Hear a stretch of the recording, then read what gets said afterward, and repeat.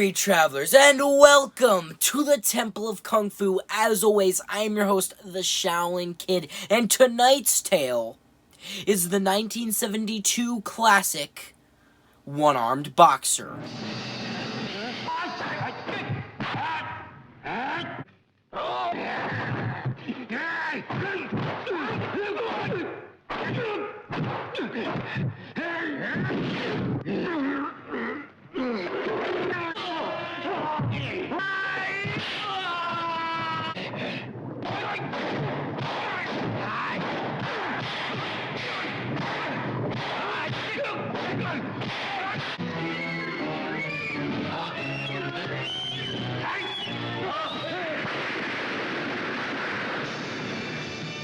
Written, directed, and starring Jimmy Wang Yu.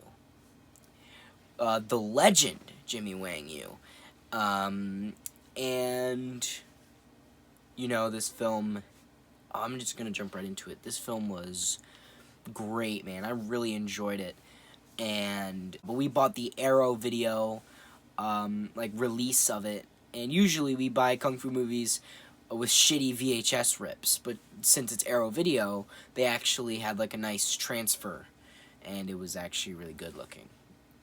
Well, I just think that, I really like this movie, and it also just, I hated all the villains, and I think, I've said this before, but Kung Fu films just are really good at making you hate the villain and want to see the hero succeed, and this film is definitely that. Like, he defends an old man from getting his bird stolen. He helps him from getting his bird stolen. Jimmy Wang Yu, that is. And throughout the film, there are like these evil mercenaries and this like evil teacher that kills his entire school. And there's of course, since it's a Chinese kung fu film, they have an evil Japanese guy and his disciples. Because every single kung fu movie needs to have an evil Japanese guy. And he's like the main villain, I guess. I mean, kinda. I mean, he's the toughest mercenary that they hired.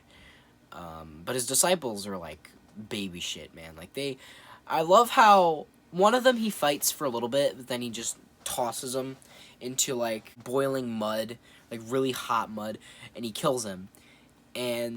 But the other guy, he just bonks on the head and tosses him off a bridge. Well, that's because he has, like, really, rock solid skin now. Like, he has really tough skin because of, like, certain medicine and stuff that they give him after he loses his arm. Alright, fine.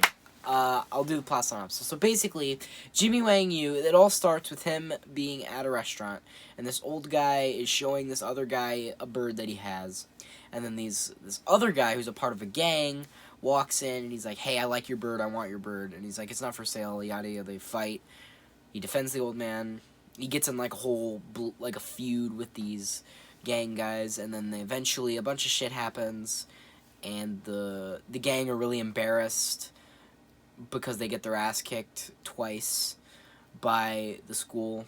And then they call in mercenaries of, like, from all around the world, and by all around the world, I mean all around Asia,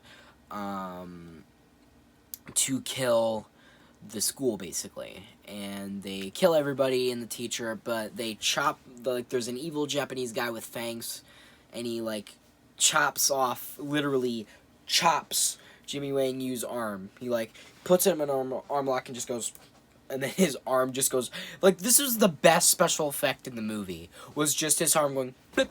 Like, he just love taps his arm and it goes, blip. It's fucking great. I just think, also, the special effects in this are really great. The blood is great.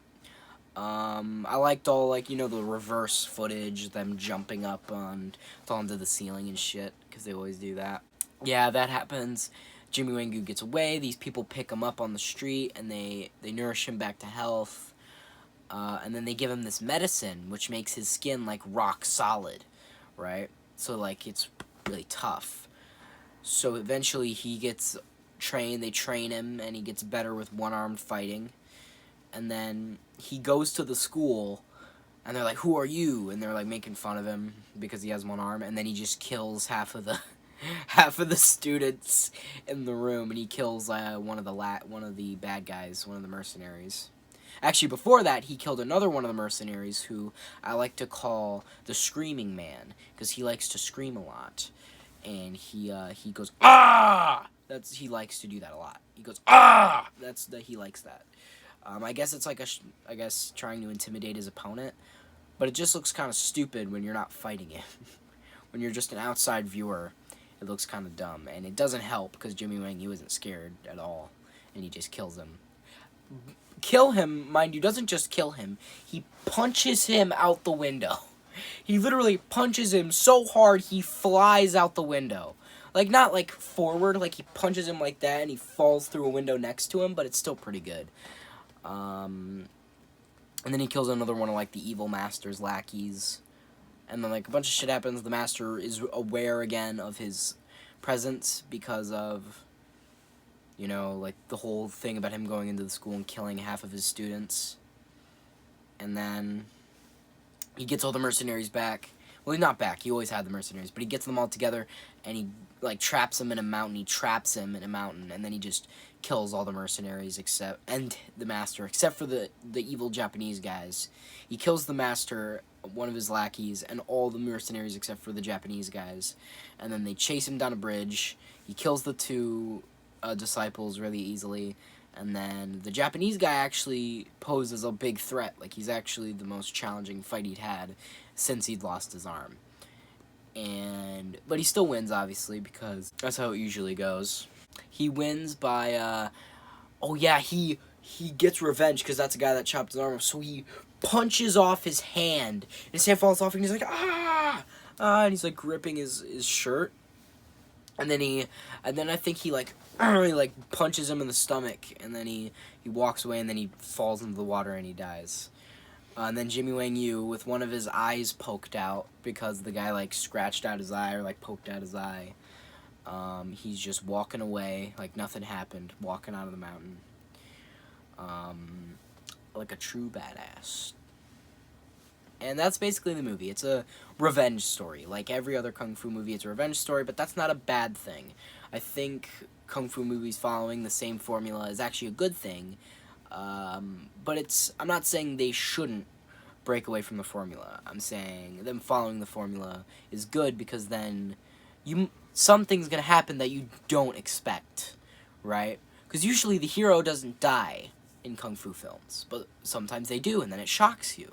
Right, or sometimes they go crazy, or sometimes, like, usually the twist at the end of the movie is different, but it has the same, like, premise, like, revenge story, but I like that. You know, you never know what to expect, and I just really enjoyed this film. I found it really fun, really good, like, really great, actually, it was...